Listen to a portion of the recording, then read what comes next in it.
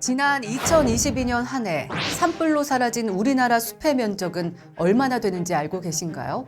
우리나라 서울 면적의 절반을 차지하는 약 24,800헥타르입니다.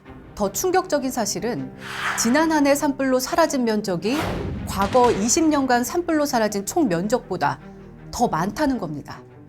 최근엔 기후변화의 영향으로 산불은 연중화, 대형화되면서 우리의 삶을 위협하는 재난이 되었습니다.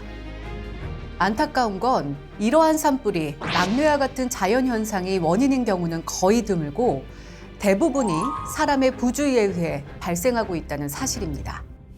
실제로 산불을 낸 가해자들은 어떤 처벌을 받았을까요? 2022년 3월 5일 강릉 옥계와 동해 망상 일대에 발생한 대형 산불. 이 산불로 축구장 5,300개 면적의 산림이 훼손되고 주택 80여 채가 전소되는 등 총 394억 원의 재산 피해가 발생했는데요. 이 산불은 60대 이모 씨가 자택에서 홧김에 토치로 불을 질러 발생했습니다. 이로 인해 이모 씨는 징역 12년을 선고받았죠. 1994년부터 2011년까지 스트레스를 해소하기 위해 무려 96회나 울산 이마에 불을 저지른 김모 씨. 징역 10년에 4억 2천만 원을 배상하라는 선고를 받았습니다. 이처럼 고의로 산불을 낸 사람에게는 산림보호법에 따라 최고 15년의 징역에 처할 수 있는데요. 그렇다면 실수로 불을 낸 사람은 처벌을 받지 않을까요? 아닙니다. 실수로 산불을 냈을 때도 3년 이하의 징역 또는 3천만 원 이하의 벌금이 부과되며 때에 따라서는 손해배상도 해야 합니다.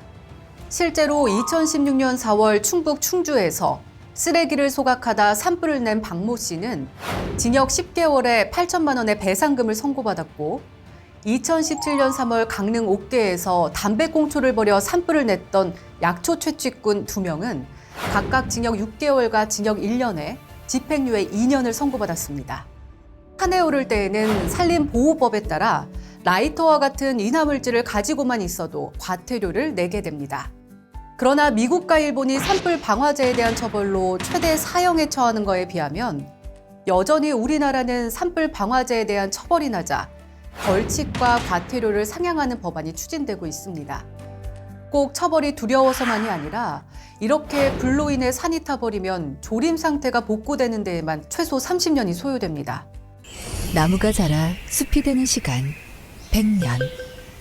당신의 작은 실수에 100년 숲이 사라졌습니다. 3초만 더 생각하세요. 당신의 변화보다 더 빠른 진화는 없습니다. 당신의 3초가 숲의 100년을 지킵니다.